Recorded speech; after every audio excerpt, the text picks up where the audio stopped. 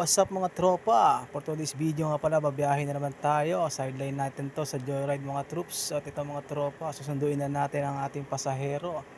Doon na pala pick up nito. Barangay 175 North Caloocan. At syempre ang drop off natin SM City, Manila. Saktong sakto to mga tropa. At paluwas tayo ng Pasay para sa ating trabaho. Itong MC taxi natin mga tropa is ano lang to, sideline lang natin to. At syempre mga tropa, ito na, nakarating na tayo sa ating pick up location, ano. Syempre tinext ko na agad si sir, sabi ko nandito na ako sa pick up location. At ito mga tropa, tinext ko na nga siya at aking inantay, tumitingin-tingin ako sa paligid. Hinahanap ko si sir kung asan siya. At ito na mga tropa, nakita ko na si sir. At ito mga tropa, sabi ko sa kanya, naubusan ako ng shower cup. At buti naman at meron siyang dala dahil hindi pa tayo nakabili ng shower cup mga tropa. At ito na mga tropa, pinag-helmet ko na si sir at umalis na agad kami ng isang mabilisan. At ito mga tropa, habang binabaybay natin ng Susano Road, Novaliches, palabas ito ng Quirino Highway.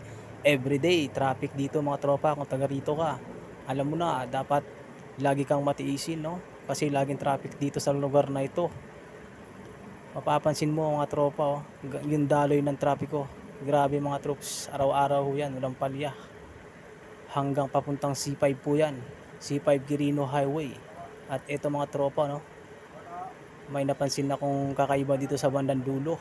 Yung tricycle na yun mga tropa, pagmasdan yung mabuti, sasampa ng gutter yung ano niya, tricycle niya, daanan ng tao yan. Alam naman natin na bawal sumampa dyan dahil alam naman na, matik, sobrang higpit ngayon.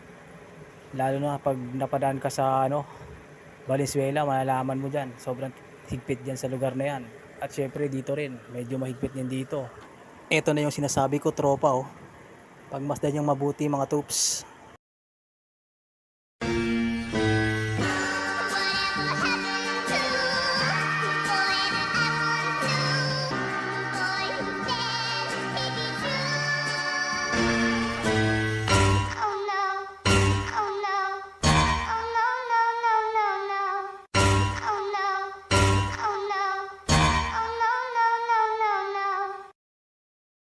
Ayan tropa, hindi nga na tayo nagkamali, no? May huli nga.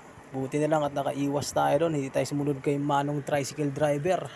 Yan ang lagi nating tatandaan sa kalsada tropa. Sumunod tayo sa batas. Dahil abala yan tropa, no? Abala yan sa oras natin. At syempre, pangtubos natin sa lisensya. Imbis na pambibili natin ng pagkain, pantutubos na lang natin ang lisensya. Ayan mga tropa, no? Payo ko lang pala mga tropa, bago tayo sumampa sa ating sasakyan, mapamotorsiklo, anong uri mo sasakyan niya, no? Samahan natin ang dasal dahil yan ang gabay natin habang nasa kalsada tayo mga tropa.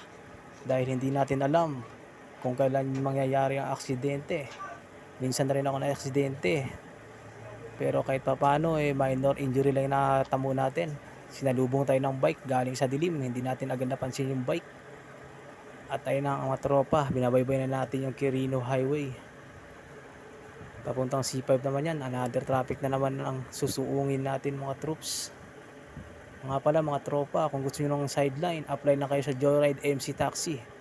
Malakas ang kitaan dito mga tropa, no? Lalo pag minimum lang ang sahod mo, hindi talaga sasapat ang minimum ngayon. Lalo at mahal ng mga bilihin mga tropa.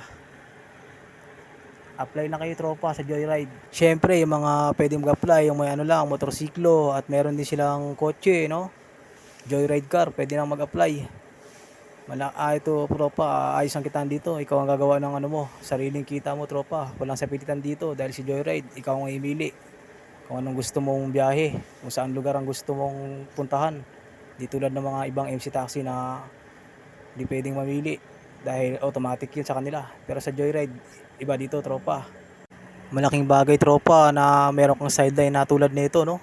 Lalo na ngayon, minimum natin, magkano ang minimum ngayon? 610 ba? Kulang na kulang lon. Lalo na at marami tayong asawa. Anak pala. Kailangan natin kumayod mga tropa. At syempre mga tropa, nandito na tayo. Isang mabilisan lang to mga tropa. At ito mga tropa, nandito na agad tayo sa SM City, Manila. Natin na natin si sir. At ayun na mga tropa, thank you for watching. Bye bye!